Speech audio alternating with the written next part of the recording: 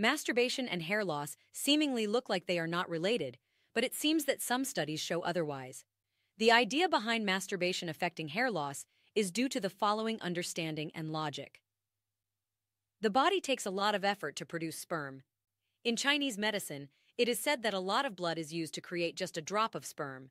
It's not meant to be taken literally, but it demonstrates the value of the body's effort for sperm production.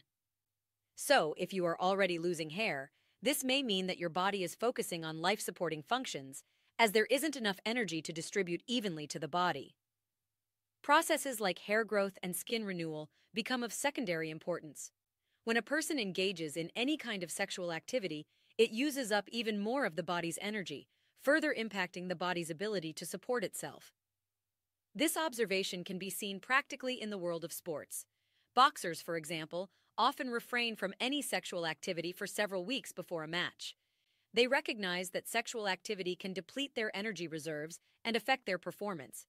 This concept of energy in biophysics offers a different perspective. It views the body as an energy-based being rather than a purely chemical-based one, which is what Western medicine is currently based on. This framework allows one to explore the distribution and utilization of energy within the body.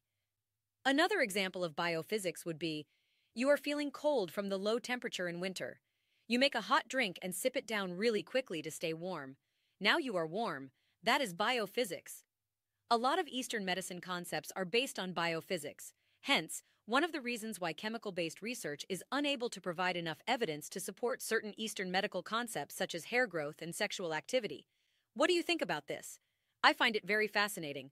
Of course, I am only sharing my research and understanding so far, but do comment below and tell me what you think. Thank you for watching and have a great day.